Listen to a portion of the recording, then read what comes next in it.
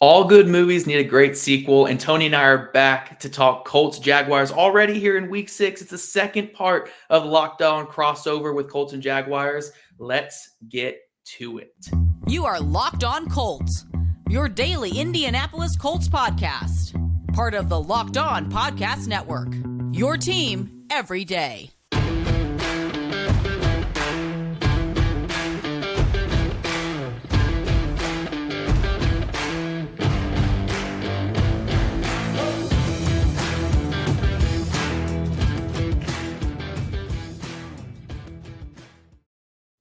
Colts fans, Jaguars fans, thank you for tuning in and making us your first listen of the day. This is your daily podcast covering your Indianapolis Colts and Jacksonville Jaguars, part of the Locked On Podcast Network, your team every day. Today's episode of Locked On Colts and Jaguars is presented by PrizePicks. PrizePicks is your daily fantasy football app. Pick 2 to 5 players. And if they score more or less than their PrizePicks projection, you can win 10 times your money on your entry. First-time users can receive a 100% instant deposit match up to $100 with promo code Locked On. That's PrizePicks.com, promo code Locked On. This is Zach Hicks and Tony Wiggins of Locked On Jaguars. Welcome back. Hopefully, this is a better time for my side. This time, Tony, because last time was brutal, man. It was brutal. Yeah, it was pretty bad, man. And by the way, we thank y'all for making us your first listen as well. Good fortune down in Jacksonville. It seems like that's a given. That always happens when the Colts come to Jacksonville, no matter who the quarterback is. I expect a better game, a closer game this time. Colts don't have as many injuries at wide receiver. It's a home game, and I think they got a little bitter taste in their mouth, and they want to get rid of it. We hope so. I mean, they had a bitter taste going into that week 2 game, and it was a bloodbath. It was a bloodbath. But guys, we got you covered today with our Locked On crossover. We're going to talk about the biggest storylines for this one. We're going to talk about the key matchups, and then we're going to give our score prediction. But Tony, since you are the road team, since you're my guest today, I'm going to let you take it away here on this first segment. So, what's the biggest storyline for the Jaguars coming into this game with the Indianapolis Colts? A tale of two teams. They didn't look anything like they looked in weeks 4 and 5 than they did in 2 and 3. In weeks 2 and 3, they outscored the Colts, as you mentioned, and the Chargers 62-10. The last 2 weeks, they've had 7 turnovers, all by Trevor Lawrence, 4 fumbles and 3 interceptions, and that's what they cannot do if they want to win. Their margin of error is still small, considering that they're a very young team. But they also have a style that they want to play and how they want to play, and they can't do that by turning the ball over and then having missed opportunities on offense early in the game. And that's what happened the last 2 weeks, as opposed to what happened against the Colts and the Chargers. They just didn't capitalize on opportunities. They need to get ahead. They need to score early. They need to get ahead early. And after they get ahead, they can get into their sub packages on defense and sort of manipulate the game from that point, and not allow the other team to dictate what's going to happen. And then they can go to the running game. They run the ball very well when they're ahead, because Doug Peterson has this formula where you throw to score and you run to win. But you got to be ahead in order to run to win, and they haven't gotten to that yet. Yeah. It's funny. You guys are going against the Colts this week. The worst first quarter offense, the worst first half offense. I mean, honestly, the worst offense in football right now. So maybe you will get ahead early and kind of run to the finish line like you did last time against the Colts. But, for the Colts, the biggest storyline, it's really hard to talk about this team right now without talking about the offense. The offense right now, Football Outsiders, they did their DVOA rankings. The Colts were the 32nd ranked offense in the NFL, and their offense being 32nd, weighed down their 11th ranked defense, their 18th ranked special team, to where the Colts as a team are 32nd still. So that's just how low that offense is right now. They are by far and away, by almost every metric, the worst offense. They cannot get things going in the first half, and they kind of do in a little bit in the second half, but it's always a little too late. This offense really needs to find its rhythm after a really bad Thursday night game against the Broncos. They were lucky to pull that one off because their defense on the other side of the ball was keeping them in it. They just kept getting chance after chance and after chance, but that's not going to happen every single week, especially against a Jaguars team where last time they played this Colts team, they were able to move the ball. They were able to score points. The offense needs to come to life a little bit in this one. So I mean, the biggest storyline for the Colts offense right now is just like, can you get anything going? And the first half, second half, whatever, like just have a somewhat consistent game plan and get the ball in the end zone. That's the thing that the Colts are struggling right now with. How did you guys come off such a bad game against us and then beat Kansas City? Now, we were caught up in our own stuff having to go out to LA, so I don't think they really paid attention. But how did you – because the league, it really shows you that you can't sleep on anybody. We lost to the Texans last week. Right. The thing is, how did you guys manage to do that? And I think that's the interesting part for us here. So it really was two things. One, the Chiefs' special teams were just abysmal, just an absolutely atrocious special teams game. They missed a field goal. They faked a field goal that they didn't convert. They fumbled a punt early in the game that the Colts scored a touchdown on. The Colts were able to capitalize on a lot of those. The other thing, though, was Gus Bradley and this defense has really come to life since that Week 2 game. When the Colts played the Jaguars in Week 2, the Jaguars kind of did whatever they wanted in that first half against the Colts on offense against the Colts defense. Against the Chiefs, Gus Bradley came out with a couple of new starters. Rodney McLeod starting at strong safety, Isaiah Rodgers starting at outside corner, and they really took it to Pat Mahomes in that offense, and they limited the best offense in all of football. So they did get a little lucky with the Chiefs special teams just not performing well whatsoever, but the Colts defense is coming to life. Their offense is not, but the Colts defense looks a lot better right now than they did in Week 2. Is Jonathan Taylor back? That's going to be a key for us because we saw last week Nyheim Hines went down. Mm-hmm. So it's going to be, is he back? And if he is back, what does he look like? Yeah, so as of right now, he still missed practice. This is Wednesday night that we're recording this, so he did miss Wednesday's practice. It's up in the air. We don't know right now, so we'll see if he's good to go. I think if it's even close, they'll try to get him out there. But what is he dealing with? What's going on? It's an ankle sprain. I don't think they've said what kind of ankle sprain yet. I think they might have said it was a high ankle sprain, but I don't want to be wrong here. But yeah, it is an ankle sprain. So for a running back cutting off of a bad ankle, that's going to spell some trouble right there. All right, that was information that I definitely needed to know. In segment 2, what we're going to give you is the key matchups, and I'm going to let the home team go first and tell us what the key matchups are in this game come this weekend. But before I do that, I got to let you know about SimpliSafe. That's right, SimpliSafe. That's how you pronounce it. Here's a sports analogy for you. When it comes to burglars, your home is like the end zone, right? That's where you score. And you need the absolute strongest defense you can muster. This is why I use and trust SimpliSafe home security. At SimpliSafe, your safety is the only thing that matters. It's cutting-edge technology powered by 24/7 professional monitoring agents who always have your back, so you always know your home is safe. Now, I put my son on this. He just bought this big sprawling house here down in Jacksonville. It's in a really good neighborhood, but guess what? Burglars don't go to real good neighborhoods. They go, that's where they go. They go to real good. They don't go to bad neighborhoods. They go to real good neighborhoods. And you won't find him lacking because he has SimpliSafe. Now, with 24/7 professional monitoring, the agents call you the moment there's a threat detected and dispatch police or first responders in an emergency, even if you're not home and can't be reached. Customize the perfect system for your home in just a few minutes at simplisafe.com/LockedOnNFL. Save 20% on your SimpliSafe security system when you sign up for an interactive monitoring plan and get your first month free.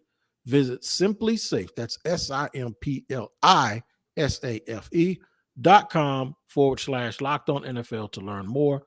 There's no safe like SimpliSafe. Rolling through key matchups here in segment 2 on Locked On Jaguars, Locked On Colts Thursday crossover. All right, we get into the key matchups of the game. Give me your offensive and defensive key matchups for the Colts, and I'll do the same for the Jags, Zach. Well, for the Colts offense, again, the only thing I can really talk about is this offensive line. It really is. I mean, right now, the highest paid offensive line in football is performing like the worst offensive line in the entire league. And it's so bad that I can't even tell you who the 5 starters are going to be right now going into this upcoming game. I know Braden Smith will be out there somewhere. I don't know where. Braden Smith will be one of those offensive line positions. I know Quentin Nelson will be left guard, and Bernard Ryman, the rookie, will be the left tackle. Outside of that, I don't know who else is going to be on this offensive line. But the key matchup that we're really looking at is just, can this Colts offensive line, whoever is out there, actually hold up for once. Again, it really goes back to what I was saying in the other segment.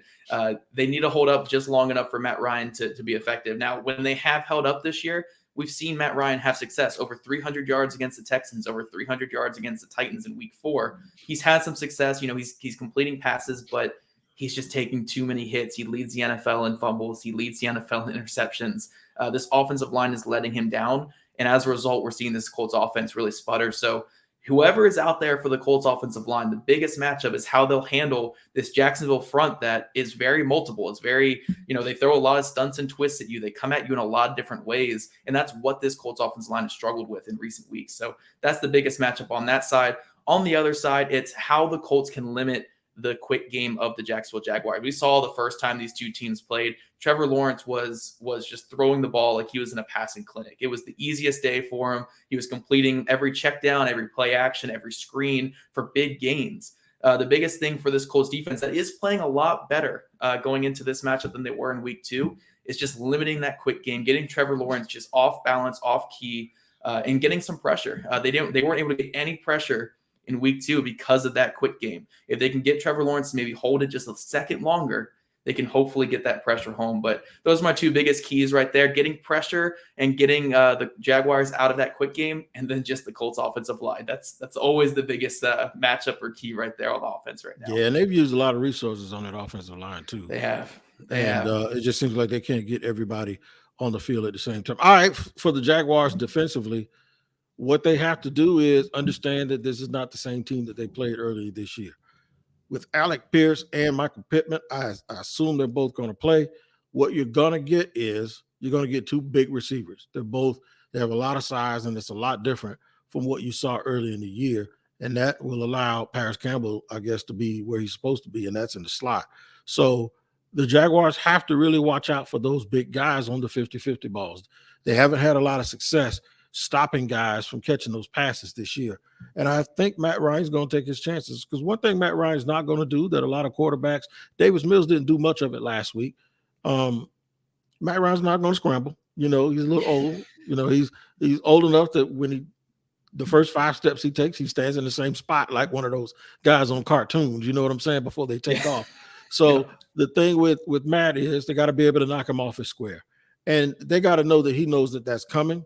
So what he's going to try to do is do a little bit of what Davis Mills did last week. And Davis Mills didn't rip the Jaguars apart. I think he hit like 135 yards. But in certain situations, he was able to get the ball out quick and convert some third downs. I think Matty's going to try to get the ball out of his hand real quick and use that catch radius for those receivers. So the Jaguar corners have to really have discipline, and they have to really understand that ball's going to come out quick, and they need to be ready and to make sure that they don't get caught sleeping and get caught with a double move too. On the other side of the ball, Trevor has to be patient. You talked about the checkdowns and the quick passes. He has to take all of that. He has to get all of that and not be greedy, but then again, recognize when there's time for him to go for a bigger play and then do that too and test that secondary a little bit. The main thing is I don't say don't fumble. I just say protect the ball. I think when you say don't fumble, you put negativity into the equation. But I will say you have to protect the football. You cannot, in this league, turn the ball over from that position multiple times and think that the outcome is going to be good. Now, that being said, 7 turnovers in 2 weeks, all from him, and they were within 1 score with the ball late in the game with a chance to tie. So all hasn't gone poorly. It's just that him being the quarterback, and you guys know this better than anybody, him being the quarterback, you have an expectation that he's not going to be the one that cost you games. So you don't always have to play well. You just can't play poorly at the most important position. And he's done that the last 2 weeks. If they do that, I think the Jaguars will have a pretty good sneaky chance to possibly come up with a victory. I guess I'll have to let you know exactly if I think they're going to win. As in segment 3, we're going to make our predictions. But speaking of predictions, the NFL Key Predictions is something that we do here on Fridays on the Locked On Podcast Network. Make sure you check out the NFL Key Predictions every Friday on Locked On NFL. Locked On's local experts give you the inside scoop on the 5 biggest games of the NFL weekend, including Sunday and Monday Night Football, plus betting advice from the field's leading experts, BetOnline.net. Follow NFL key predictions every Friday on Locked On NFL, available on the Odyssey app and wherever you get your podcasts, and YouTube as well. Yep, and if you guys are listening to this here on Thursday morning, that means we got Thursday Night Football coming up. So tonight with PrizePicks, I'm taking Carson Wentz, Commander Carson, to throw for more than 218.5 passing yards. And I also kind of like Justin Fields to have over 8 rushing attempts. I kind of like that one. Now, if you guys listen to my PrizePicks on Monday, I did an okay job. So, I'm not saying take me as an expert here, but go to PrizePicks and make your bets now. I personally prefer PrizePicks because I hate the competition when it comes to gambling. I just like it to be my picks versus, what's going to happen. I just hate that competition. So how does PrizePicks work? Well, you pick 2 to 5 players and you just pick if they will score more or less than their PrizePicks projection. You can win up to 10 times your money on any entry. There's no competing against other people whatsoever. It's just you versus the projections available. PrizePicks offers projections on any sport that you watch. This includes NFL, NBA, MLB, NHL, PGA, college football, men's college basketball, women's college basketball. I mean, I could just go on and on and on. There's even disc golf on there, guys. You guys could go to disc golf and get some PrizePicks projections. Entries can be made in 60 seconds or less. It's that easy. Safe and fast withdrawals currently operational in over 30 states and in Canada. Download the PrizePicks app or go to prizepicks.com to sign up and play daily fantasy sports. First-time users can receive 100% instant deposit match up to $100 with promo code LOCKEDON. If you deposit $100, PrizePicks will give you $100. If you deposit $50, PrizePicks will give you $50. Don't forget to enter promo code LOCKEDON at sign up for instant deposit match up to $100. All right, Tony, let's do our score predictions here to close out this show. And last time you were a little bit closer with your score prediction than I was with mine. So I'll let you kick it off again. Let's see if you can go 2 for 2 with your score predictions on this. I have missed 3 times. I have not picked the Jaguars to lose a game this season. And that's not because I've just been optimistic. It's because I kind of really thought that was the way it was going to go. So I was doing real well there for a second, but I've fallen off the last couple of weeks. I'm going 20-17 Jacksonville. I think they'll win this game. I think they'll do just enough to win it. I think they'll get out and get ahead at least at some point during the third quarter. They take the lead, and the Colts never really get the lead back. I think it'll be close. I think the Colts might have the ball late in the game with a chance to tie, and Matt Ryan's probably going to get strip sacked. So I'll go 20-17 Jacksonville. I don't even think that's horribly off at all. I'm actually in kind of agreement with you. That's probably the way it's going to go. But it's funny, Tony. I feel bad that I finally figured out the way to do these predictions, because all the previous 5 weeks when I've made predictions, I have been wrong on every single one. Every single one I've been wrong. So I finally figured out that I just need to pick the other team to win each week, and then the Colts will go undefeated the rest of the year. So I'm going Jaguars 27, Colts 16. I think all of you guys listening, even if you think that's a very pessimistic way for me to approach this game and look at this, I can't have any faith in this Colts team right now with the way this offense is playing. And again, this offensive line. We saw what happened on Thursday where that vaunted Broncos defense was just getting after. I mean, Baron Browning in his first career start off the edge had a 50% pressure percentage against the Colts right tackle. This offensive line is just a bunch of traffic cones right now. And I think this Jaguars front is going to get after it. So until the Colts offense proves that they can score more than 20 points, I'm not going to give them more than 20. But again, I've been wrong on every prediction this year, so I'm sure you guys will love that I picked the Jaguars. 27-16 Jaguars, and the Colts fall to an even bigger hole in the division race. All right, so quick recap of what we discussed here today outside of those score predictions. The biggest storylines is who's going to play on the offensive line for the Colts, and do the Jacksonville Jaguars actually have it in them to get beyond what the struggles that they've had the last couple of weeks and protect the football and then play their game and get out front and try to make this game look exactly like the game in week 2 was. It never works out that way, but it's a matter of which team shows up to play. On our key matchups, I'm looking forward to those Jaguars corners being able to guard these tall receivers that they have not seen yet because they did not play in game 1. Of course, you're talking about the offensive line protecting Matt Ryan again, and that means that the Jaguars pass rush has to be on point. So I think we're set up for a really good matchup here on Sunday. And I will tell you this. I think the game's going to be a lot more competitive than the game in week 2. We can only hope, Tony. We can only hope. I mean, I just want to. If the Colts can just score some points this time, I feel like I can feel a little bit better after this one. But no, I mean, I think for an early season tilt like this one, it's as must win as it gets. I mean, for the Colts, you're trying to avoid 0-3-1 in the division to start the year. For the Jaguars, you're trying to bounce back after feeling on top of the world those first couple weeks. Now being 0-2 the last 2 games, especially last week against the Texans in a very winnable game. I think both these teams are really playing for something here in week 6. But I think that's all we have for today, guys. We'll both be back with you guys tomorrow on our own shows, our own channels. We're not going to keep crossing over forever and ever. But make sure you guys are following Tony on Twitter. What's your Twitter handle there, Tony? Is it right there in your thing? Yeah, it's at Shop Talking Wig. I have the Locked On Jaguars Twitter page also, but I'm really, really active on the at Shop Talking Wig page. So make sure you follow that. I got something else to let them follow. Okay. The Peacock and Williamson NFL show. Ooh, it is fabulous, man. I'm telling you, it's the quintessential NFL show.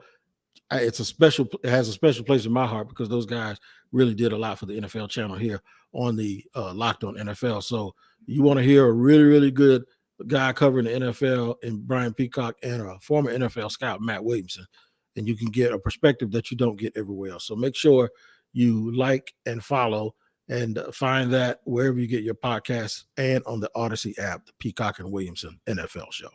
Yep, we will catch you guys tomorrow.